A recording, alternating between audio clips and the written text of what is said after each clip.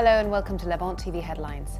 The United States expects to accept between 5,000 and 8,000 Syrian refugees in 2016, officials said, adding that 15,000 Syrian refugees have been referred to the US for resettlement by the UN Refugee Agency.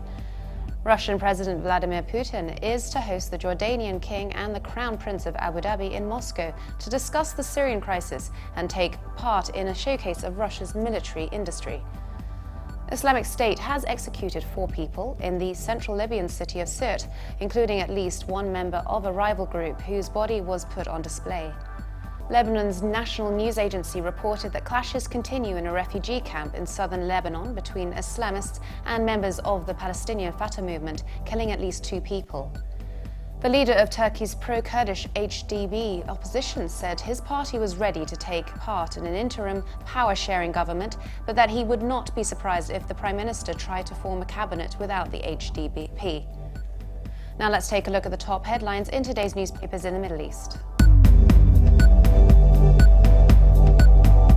Starting from Cairo, the Egypt Independent leads, reporting that Switzerland expects to adopt a new law by the end of the year that will speed restitution of illicit funds stashed in the Alpine country, where thousands of politically exposed persons are believed to hold bank accounts.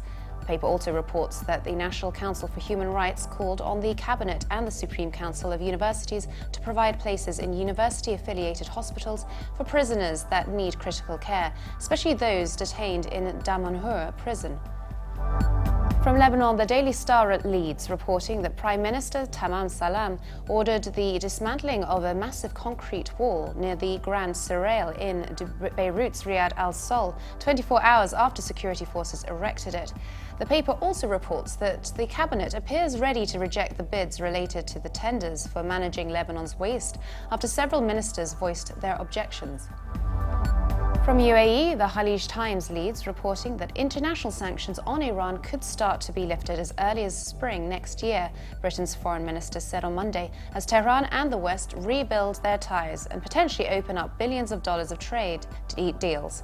The paper also reports that Emirati women from across the capital got together on Monday morning to celebrate the inauguration of the first Emirati Women's Day, which will be held every August 28th, as announced by Sheikha Fatima bint Mubarak, chairwoman of the General Women's Union. Now let's take a look at the top Middle East headlines from the UK papers. The Telegraph leads its Middle East news, reporting that Saudi Arabia is carrying out executions at a rate of 1 person every 2 days, according to a new report. Amnesty International said at least 102 people were executed in the first 6 months of this year, compared to 90 in the whole of 2014. The Independent leads its Middle East news, reporting that Berlin took the lead in efforts to resolve the European refugee crisis yesterday by declaring all Syrian asylum seekers welcome to remain in Germany, no matter which EU country they had first entered. All current expulsion orders for Syrian asylum seekers will be revoked, the government said, and new Syrian arrivals will no longer be forced to fill in questionnaires to determine which country they had first arrived in. The Guardian reporting that Islamic State has claimed responsibility for killing at least 30 people for sodomy. The head of an international gay rights organization has told the first UN Security Council meeting in New York to focus on violence and discrimination against lesbian, gay, bisexual and transgender people.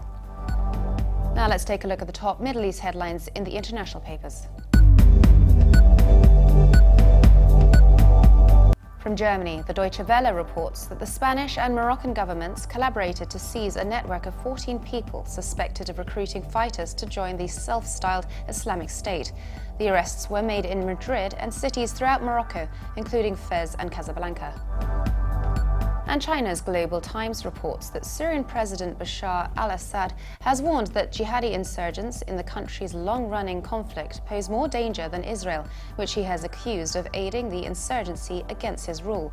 The president said Israel dares now to carry out strikes on Syrian sites because some Syrian opposition and rebel groups are cooperating with them and other external powers and calling them to interfere in Syria.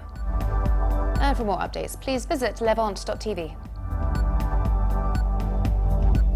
Thanks for watching. Be sure to join us again tomorrow. Bye for now.